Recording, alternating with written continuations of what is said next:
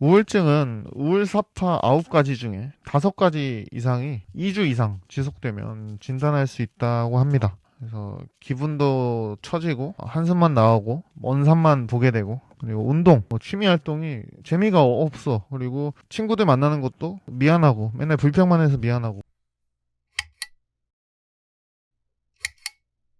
0번 우울해. 아무것도 하기 싫다. 원래 재밌었는데 게임이고 헬스고 재미가 없다. 친구들 만나기도 귀찮다. 만나서 불평하기만 해서 미안하기도 하고 팔다리가 납처럼 무겁다. 움직이는 게 힘들어. 밖에 나가기가 너무 어려워. 뭔가 결정하는 게 너무 어려워졌어. 우울하진 않은데 우울증인가 싶다. 내일 눈을 뜨지 않았으면 좋겠다. 지나가다가 차에 치였으면 좋겠다. 제가 우울증을 가지고 있을 때 했던 생각들입니다. 아마 조금 해당되시는 분들도 계실 텐데요. 제 친구 중에 정말 이런 생각들과 먼 친구가 있는데 갑자기 그 친구가 좀 떠오르기도 하는 것 같아요. 우울증은 우울사파 9가지 중에 5가지 이상이 2주 이상 지속되면 진단할 수 있다고 합니다. 그래서 우울사파 9가지 특징과 3년 만에 드디어 우울증을 극복한 제 경험담까지 한번 책에서 찾은 내용과 같이 소개해 드리려고 합니다. 오늘 참고한 책은 오늘도 우울증을 검색한 나에게, 김한준, 오진승, 이재병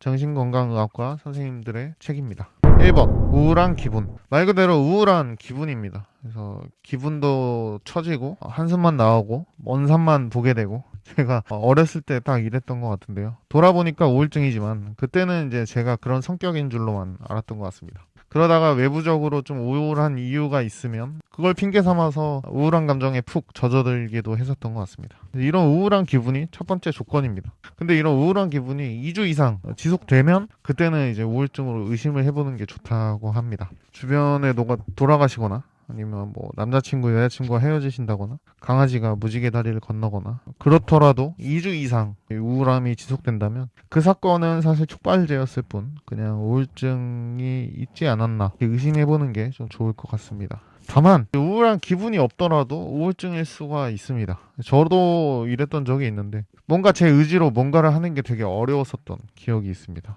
어렸을 때 좀 학생 때 그게 좀 심했었던 것 같은데 심지어 게임도 해도 그것도 꾸준히 못했고요. 그리고 뭐 영어 학원을 안 다니고 저 혼자 영어 공부를 해보겠다고 했다가 그것도 얼마 못 갔고요. 그 옛날에 좀 코딩을 배워보겠다고 다음 카페 이런 데를 뒤적거리다가 이것저것 해봤는데 홈페이지에 사각형 하나 그리고 이제 끝났던 그런 기억도 있습니다. 하지만 지금 우울증이 완치된 지금은 정말 의지가 굉장히 강합니다. 그래서 뭔가 시작하면 꾸준히 할 수 있고 운동도 꾸준히 하고 공부도 하고 이렇게 글도 쓰고 영상도 만드는 누가 시키지 않아도 혼자만의 의지로 이런저런 것들을 하는 것이 정말 어렵지 않습니다. 물론 다이어트는 잘 안 되지만요. 돌아보면 그때는 어렸고 우울증도 있었고 참 열심히 하려고 했던 제가 참 안쓰럽기도 합니다. 2번 흥미나 즐거움 상실. 평소 좋아하던 취미나 활동이 재미가 없어집니다. 저 같은 경우에는 친구들이랑 먼저 멀어졌던 것 같아요. 20대 중반에 친구들이랑 만나서 게임하고 술 먹고 수다 떨고 이런 남자들의 패턴 있잖아요. 어디 PC방에서 만나서 게임하다가 질리면 나와서 술 한잔하고 쓸데기 없는 얘기하다가 막차 맞춰서 집에 오는 그런 게 좀 재미가 없더라고요. 그래서 맨 처음에는 그냥 나이가 들어서 그런 게 이제 재미가 없어지는구나 했는데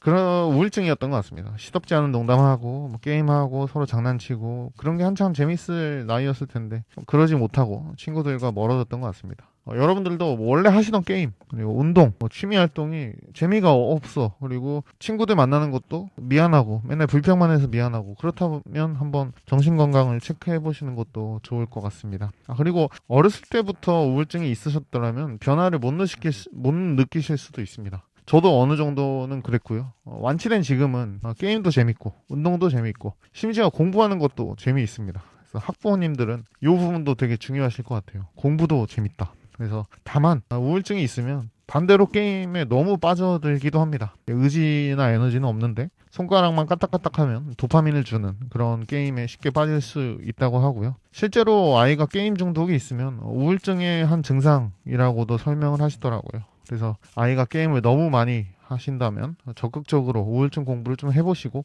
우울증 검사를 한번 해보시는 것도 좋을 것 같습니다. 3번, 식욕이나 체중의 변화. 저는 이 분야에 되게 특화된 사람이었습니다. 우울증이 오면 체중이 한 10%씩 증가하는, 그래서 중학교 1학년, 군대, 회사 체중이 10%씩 증가해서 현재 고도 비만이 완성되었습니다. 지금은 식단 조절하면서 다시 빼보려고 하는데 쉽지는 않은 것 같아요. 반대로 살이 너무 빠지시는 분들도 계시고요. 식욕이 너무 없어서 먹지 못하시는 분들도 계시다고 합니다. 저 같은 경우에는 배가 부른데도 이제 계속 막 먹고 싶고 탄수화물도 땡기고 그랬던 것 같습니다.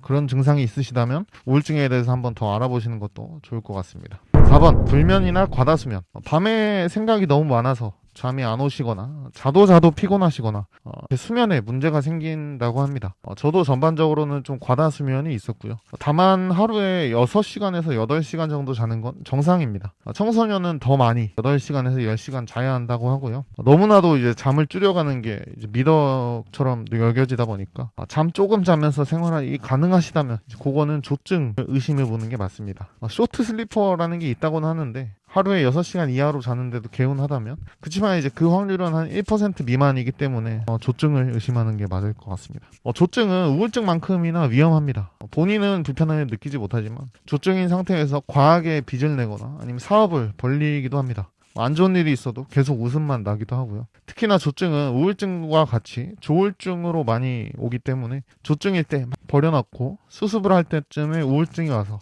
좋지 않은 생각이 많이 든다고 합니다. 그래서 결론은 잠을 좀 충분히 자자는 얘기였습니다. 5번, 다음에 이어서. 원래 9가지를 다 한 번에 하려고 했는데요. 뭔가 제 이야기를 더 하다 보니까 재미있어서 좀 분량이 많아진 것 같습니다. 그래서 나머지 5가지는 다음에 또 이어서 해보겠습니다. 제가 워낙에 우울증을 만성적으로 가지고 있었기 때문에 참 얘기하고 싶은 게 많은 것 같습니다. 이해 부탁드리면서 여러분들도 우울증에 대해서 지혜롭게 대처하시기를 바라면서 마치겠습니다. 감사합니다.